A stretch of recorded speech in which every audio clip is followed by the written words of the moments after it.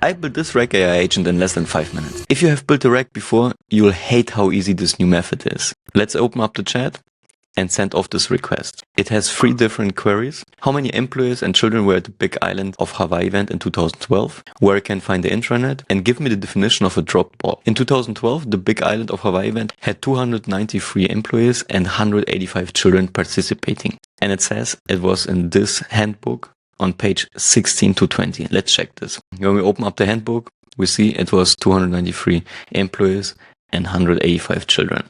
And it was on page 18, like described here. The intranet can be accessed on this URL, and it says it was on page 3 to 7. Let's check this. And we see on page 5, here's the intranet. And last but not least, a drop ball is a method to restart the play in football when the referee stops the game without a foul or offense. And the information is in this PDF on page 15 to 19. And on page 17, we find if the referee stops the game and no foul or other offenses has occurred, the game restarts with a drop ball. Like you can see, the RAG AI agent does not only give us the correct answers, but also cites the correct source, so you can easily verify the information. For those of you who built RAG AI agents before, you know it's not so easy to get your agent to cite the sources where it's pulling the information from. It's doable, but you have to set up a complex pipeline for that. I did all this by simply drag and dropping my files. I didn't have to worry about RAG implementation details like extracting data, chunking it, embedding it, or the retrieval of the information. This way you can easily give your AI agent access to your knowledge base,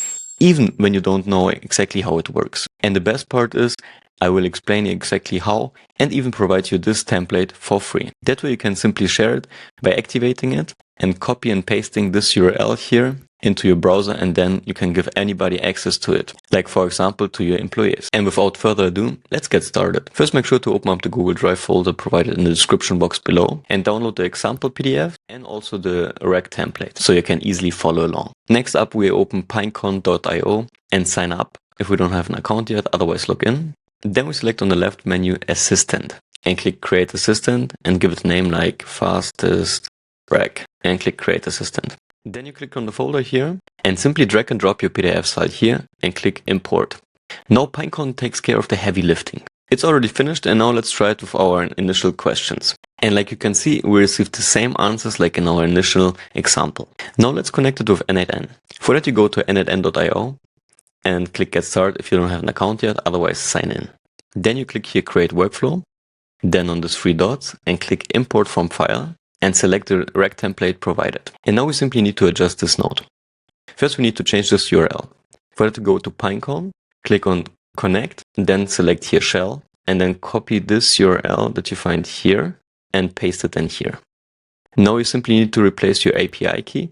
For that you go back to Pinecone, click here on API keys, click Create API key, give it a name like n8n test, click Create key, and then simply copy it and paste it here. Then we can go back to Canvas, click Save, open chat, and provide the questions from the beginning. And like you can see, it worked like in our initial example. And this is how it works. First, our AI agent takes in our requests here, and then splits it in 4 Pinecone tasks. The search queries are Big Island of Hawaii event employee count 2012, Big Island Hawaii event children count 2012, location of intranet, and definition of dropped ball. Based on the search queries, the Pinecone Assistant takes care of everything. It uses the PDFs in the background to retrieve the correct data, and then it gives this following response that you can find here on the right.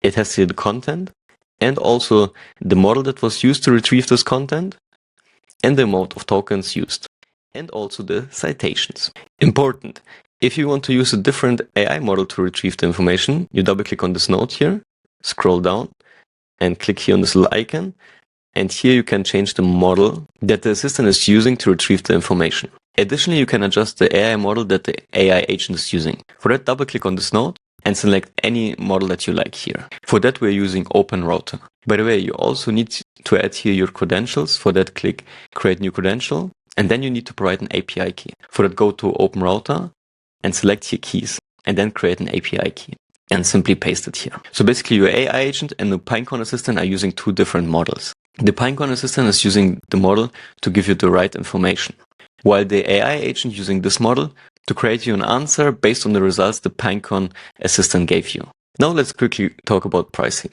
When you scroll down here, you find Assistant and then you click View Pricing. Here you can see you have a pretty generous free plan that you can use to test out everything and see how much tokens and storage you need for your use case. Additionally, you need to pay an hourly rate.